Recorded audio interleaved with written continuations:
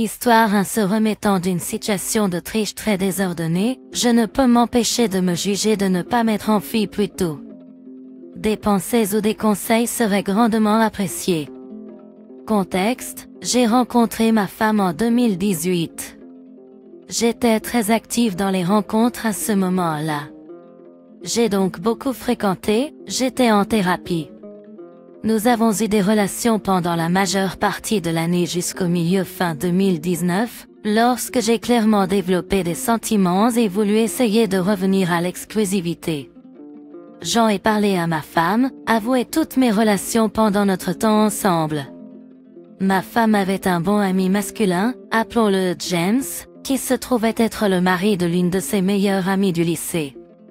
Ils partaient ensemble en voyage de temps en temps, allaient à des événements de type cosplay et prenaient des verres quand ils venaient. C'était une situation assez étrange. Mais je ne voulais pas être contrôlant. C'était aussi tellement public que j'ai supposé que s'il y avait quelque chose de plus important, le groupe d'amis l'aurait déjà fait. Après être devenu exclusif, je lui ai demandé directement s'il y avait quelque chose. Elle l'a nié en disant quelque chose comme qu'il aurait pu y avoir quelque chose à un moment donné. Mais cela ne s'est jamais concrétisé. Nous avons continué comme ça. Pour rendre la situation encore plus compliquée, l'ami de sa meilleure amie avait un mariage ouvert. J'apprendrai plus tard qu'à partir de 2015, James et ma femme avaient demandé la permission de se fréquenter. Sa meilleure amie ne se sentait pas à l'aise, étant donné qu'elle était une bonne amie. Elle a été sollicitée à plusieurs reprises par les deux parties. En 2017, sa meilleure amie est partie pour un programme de formation de 2 ans et James et ma femme ont commencé une liaison qui durerait 2 ans. Ils continuaient à socialiser. J'ai rencontré à la fois James et ma femme lors de soirées. J'ai découvert tout cela en décembre 2019. Quelque chose ne semblait toujours pas tout à fait correct. Nous avions regardé un film. Elle avait laissé son ordinateur portable allumé, alors j'ai regardé les photos et mes craintes ont rapidement été confirmées. Je l'ai confrontée et ainsi a commencé une semaine de vérité échelonnée. La situation était que, comme ils n'avaient pas de permission formelle, leurs interactions étaient non pénétrantes et à peu près tout le reste, des choses intimes. Je crois qu'elle était honnête à ce moment-là. Comme condition pour continuer la relation, j'ai demandé qu'elle commence une thérapie. Je voulais vraiment qu'elle le dise à sa meilleure amie et qu'elle assume. Ayant constaté que l'honnêteté radicale était la seule chose qui fonctionnait vraiment pour moi et ma propre guérison, j'ai peut-être aussi senti que j'avais droit à une revanche pour mes comportements passés. Je pense que ce qui s'est vraiment passé, c'est que sans en être conscient, la codépendance a commencé et j'ai fait de ma mission de résoudre sa douleur et d'essayer de l'aider à guérir. Il y avait aussi toujours une véritable alchimie. Puis bien sûr, Covid est arrivé. L'année suivante a été principalement stable et j'étais vraiment heureux, bien que probablement en subissant beaucoup de douleur et de honte. Sa meilleure amie a découvert la situation fin 2020. Elle a surpris James en train de sortir des limites de leur arrangement ouvert et il a avoué tout. Ils se sont séparés peu de temps après et plusieurs amitiés ont été brisées. Pour moi, tout a pris une tournure au milieu fin 2022 lorsque j'ai eu l'impression d'observer beaucoup de comportements similaires. Des comportements similaires de la part de ma femme, une consommation d'alcool excessive, des limites faibles avec les amis, la planification de voyages et le fait de ne pas être très sensible à mes sentiments à ce sujet. Nous nous sommes séparés il y a 2 mois et depuis, j'en ai appris plus sur James. Il a été émotionnellement abusif avec d'autres femmes et tout au long de l'affaire, il a essayé de convaincre sa petite amie d'avoir des enfants. Depuis l'affaire, sa meilleure amie a également changé et est maintenant un homme gay qui n'est intéressé que par les hommes gays, pour que cela ne se reproduise plus. Où j'en suis, je suis toujours en thérapie, j'ai un travail stable et j'ai plus de mal maintenant que je regarde en arrière sur tout cela et que je pense que j'aurais dû découvrir plus tôt et mettre fin à la relation plus tôt. Je cherche vraiment des conseils sur la façon dont les gens gèrent les sentiments. Je cours 5 miles 4 à 5 fois par semaine, j'ai rejoint une salle de sport, je me suis fait de nouveaux amis et j'accepte lentement que je méritais quelqu'un de bien mieux que ce que j'ai vécu.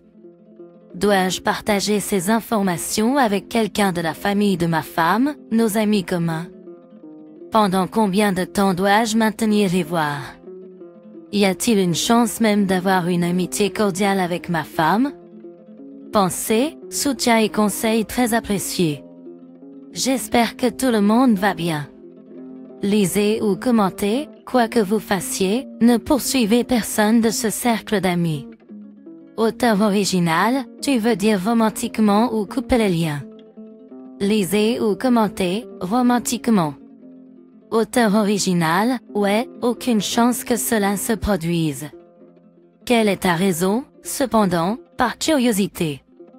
Histoire de WW et sa honte. Beaucoup de honte. Le jour J était il y a 5 ans. Elle était pleine de regrets et de culpabilité pour son aventure et a fait toutes les bonnes choses initialement, mais j'ai senti que je ne pouvais tout simplement pas passer outre, donc j'ai décidé de la divorcer un mois après l'avoir découvert. 5 ans plus tard, nous nous sommes reconnectés et essayons maintenant de nous réconcilier. Ce divorce a évidemment été un tournant majeur dans ma propre vie, mais à mon insu, il a également été profondément traumatisant pour elle. Elle a coupé tous ses amis de sa vie parce qu'ils l'ont encouragée dans son aventure quand cela se produisait.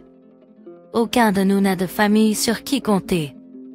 Heureusement, j'ai eu beaucoup de personnes qui m'ont soutenu et accompagné pendant cette période la plus basse de ma vie, de manière inattendue. J'ai également eu 2 de mes meilleurs amis de toujours qui m'ont également soutenu en tout. Elle, en revanche, s'est enfoncée dans sa honte et a repoussé tout le monde de sa vie. Elle était aussi complètement et vraiment seule pour la première fois de sa vie.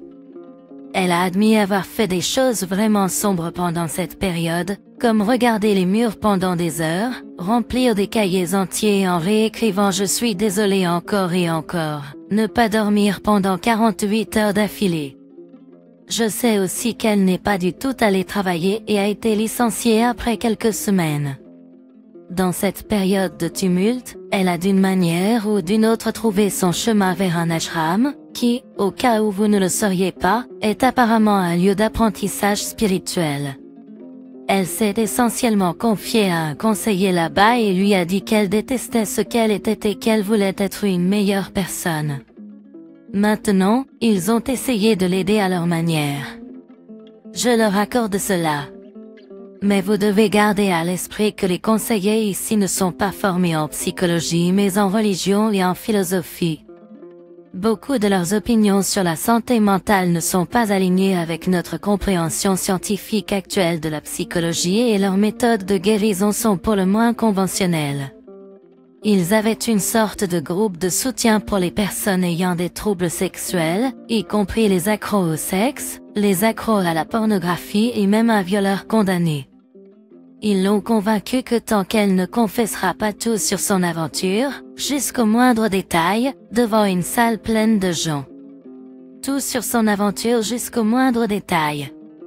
Cela signifie qu'elle ne veut toujours pas se séparer de ses souvenirs et qu'ils ont toujours de la valeur pour elle. Elle a presque fait un malaise la première fois qu'elle a essayé, mais personne ne l'a aidée et ils l'ont forcée à le refaire le lendemain. Lorsqu'elle a demandé de l'aide pour des flashbacks douloureux et traumatisants de son aventure, on lui a donné une formation à la méditation et on lui a demandé de revivre toute son aventure dans sa tête. Ils lui ont dit que le jour où elle traverserait tout cela sans s'effondrer, elle aurait vaincu ses pensées intrusives. Elle l'a fait tous les jours pendant 6 mois avant de réussir une fois. Elle a admis que cela lui donnait envie de vomir à chaque fois, donc elle a fini par le faire dès le matin. Pour qu'il n'y ait rien dans son estomac à vomir. Il y a beaucoup d'exemples de ce type de thérapie de guérison et d'exercices de développement de la personnalité. Ils ont préconisé que je pourrais honnêtement continuer ainsi de suite, mais le cœur de l'affaire est qu'ils ont tous été incroyablement punitifs envers elle et n'ont fait que renforcer sa honte envers ses actions. Je n'ai jamais entendu dire que la honte était utilisée pour rendre quelqu'un meilleur. La honte n'est-elle pas une chose indésirable qui entrave le progrès?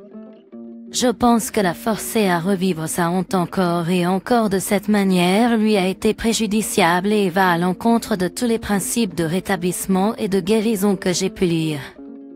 Je vois dans chacune de ses actions combien de honte énorme elle porte encore et comment elle en parle presque comme si sa honte était une chose positive.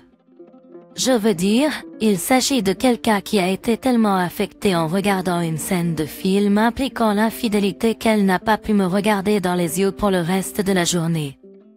Qui se sent toujours tellement honteuse et coupable de ses actions qu'elle ne peut toujours pas se résoudre à me dire qu'elle veut que nous soyons dans une relation monogame et continue d'offrir des permissions spéciales, même si au fond d'elle-même, elle sait que ce n'est pas ce qu'elle veut. Ce qui me dérange vraiment, c'est à quel point son remords est enraciné dans cette honte. Je ne peux même pas séparer les deux. Elle a dépassé toutes les attentes dans chacune de ses actions et réactions pendant la réconciliation.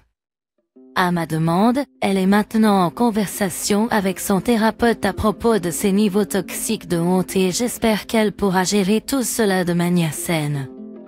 Mais égoïstement. Je me sens aussi effrayée après lui avoir demandé de parler à son thérapeute. Et si elle était juste avec moi parce que sa honte écrasante l'empêchait de passer à autre chose? Et si elle trouvait d'autres moyens sains de gérer sa honte et décidait que le travail difficile de la réconciliation ne valait plus la peine? Et si son remords est tellement enraciné dans sa honte qu'elle cesse d'être repentante une fois qu'elle l'aura vraiment résolu en thérapie? Je sais que c'est égoïste et cruel de penser de cette façon, mais je ne peux vraiment pas m'en empêcher. Lis son commentaire, tu pourrais projeter tes peurs sur elle. De sa méthode de guérison à ton désir qu'elle voie un thérapeute. Est-ce que tu vois un thérapeute? Parce que je pense que cela te serait bénéfique. Je ne suis pas sûre que tu aies guéri ou fait face à l'infidélité, c'est plutôt comme si tu avais avancé en faisant comme si de rien n'était et cela ne fonctionnera tout simplement pas. Je ne dis pas qu'elle n'a pas de démons à affronter. Mais la discussion de groupe n'est pas intrinsèquement mauvaise. Elle peut être libératrice et constituer une étape vers le pardon de soi. Auteur original. Je suis en thérapie. Une bonne discussion de groupe ne me dérange pas. Mais je conteste le fait qu'il insistait pour qu'elle avoue les détails de son infidélité. Et comment elle était censée se relever seule après avoir craqué devant cette foule. Et personne ne s'est même menti d'elle d'après ce qu'elle m'a dit. Cela semble juste cruel au lieu d'être guérisseur. Et ce n'est pas comme si cela l'avait beaucoup aidé non plus, étant donné à quel point sa honte constitue un obstacle majeur à notre réconciliation. Édition. Je me souviens aussi qu'elle m'a dit qu'elle n'avait jamais pu s'ouvrir lors de ses séances ultérieures avec ce groupe. Je ne pourrais jamais m'ouvrir à nouveau au degré qu'elle voulait car à chaque fois qu'elle essayait de parler, il la regardait et elle se sentait tellement honteuse qu'elle ne pouvait même pas former de mots. Manifestement, leur façon de discuter en groupe n'a pas atteint ce qu'ils pensaient avoir atteint. Mais ce n'est pas le but de ce post.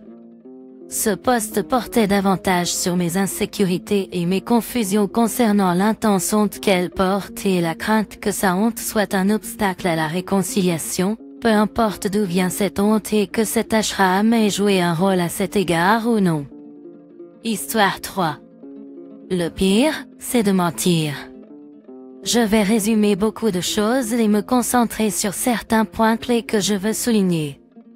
J'ai rencontré une fille en Europe en février, et après 2 mois d'amitié avec des avantages, elle me demande pourquoi je ne lui demande pas de sortir avec elle. J'accepte d'essayer et de voir comment ça se passe, et après quelques jours, nous convenons d'être exclusifs, elle mettant fin à sa relation avec quelqu'un d'autre qu'elle fréquentait également. Dès le premier moment, elle me fait comprendre qu'elle a des problèmes de confiance car son ex l'a trompée. Et elle l'a quitté. Je fais tout mon possible pour lui donner confiance, et la relation progresse pendant des mois. Elle me dit qu'elle ne me ferait jamais ça car elle sait ce que ça fait. Nous avons accès à nos téléphones respectifs, elle m'invite dans son pays pour dormir chez elle et rencontrer sa famille et ses amis de toujours. Je la présente à mes parents, nous voyageons ensemble, etc. Elles font en larmes un jour pensant que je ne lui fais pas confiance lorsqu'elle fait la fête en étant ivre. Je vois un cahier dans lequel elle a écrit ce qu'elle recherchait chez un petit ami, et son premier point était les valeurs morales. Pour nous deux, c'était notre première relation sérieuse. En raison de ses études, elle doit aller aux États-Unis pendant 3 mois, puis revenir ensemble dans la ville où nous nous sommes rencontrés avec des projets d'avenir et même de vivre ensemble après 11 mois de relation. Je lui fais part de mes inquiétudes concernant la distance en ce qui concerne la tricherie, l'oubli mutuel et la perte de sentiments, lui demandant si elle veut faire une pause dans la relation ou nous donner un peu de temps.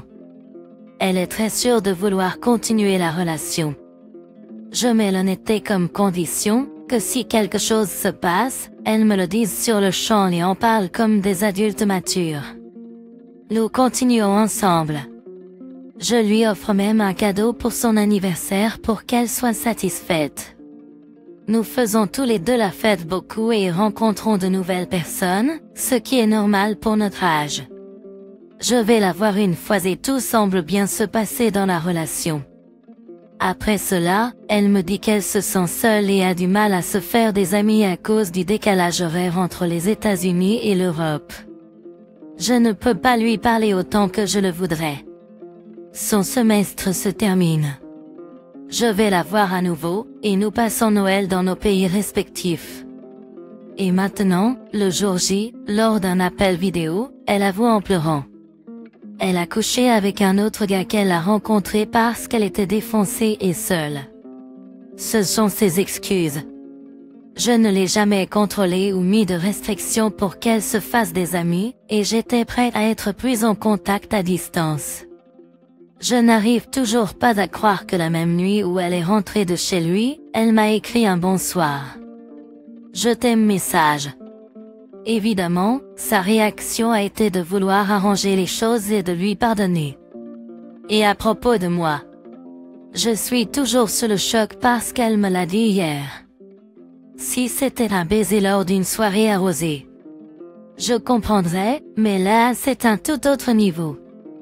Et un baiser lors d'une soirée, je lui pardonnerais, mais est-ce de manière plus ou moins préméditée? Je ne pense pas que je pourrais. Ça ne me dérange pas qu'elle ait couché avec quelqu'un d'autre, même si l'idée d'avoir eu SX avec elle après qu'elle l'ait fait avec quelqu'un d'autre me dégoûte.